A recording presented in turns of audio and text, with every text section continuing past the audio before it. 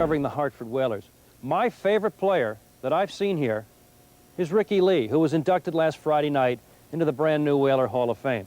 Already his number hangs from the rafters here at the Civic Center. It has for a number of years. Ricky Lee wasn't a goal scorer or a flashy player.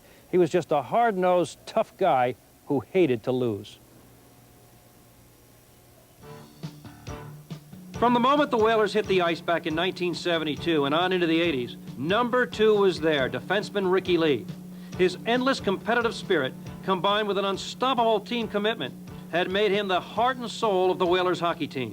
He was a tremendous leader, on-ice leader. He was a spark plug for the team. He seemed to have that knack that when you needed something to happen, Ricky would make it happen. In 1975, Ricky Lee was named captain of the Whalers, a position he would hold for 6 seasons. He was a competitive guy in the room. He would be a guy that would jump up and give everybody hell, and hey, it's time we get off our bums or off our rear ends and get going here, and he was that type of a leader.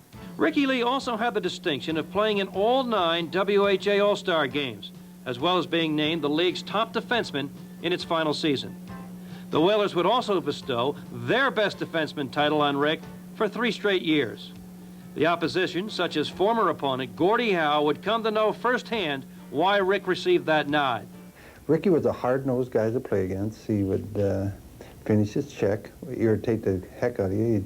When he run you in the boards, he'd go in and try to finish out the job. I think competitive-wise, there's no bigger competitive individual in the world.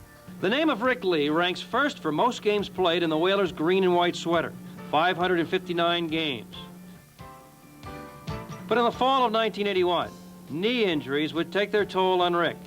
He remained as an assistant coach of the Whalers and watched a year later as number 2 was officially retired. Today, he coaches the Milwaukee Admirals.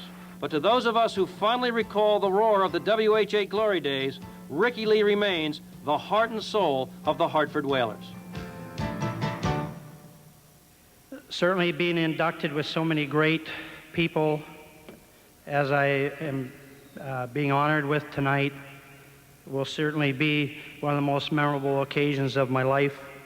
In closing, I would like to thank the Hall of Fame Selection Committee for honoring me, the Hartford Whalers organization for the job that they have certainly done, and the trials and tribulations that they've gone through and hung in there through thick and thin. To my many good friends and fans for their support and loyalty. I'd like to thank my former teammates who were instrumental in me being able to achieve this honor. And I'd like to thank my daughter Kelly and my wife Ellen, who spent all my money, so I have to keep coaching now. And thank you. This is a tremendous honor for me.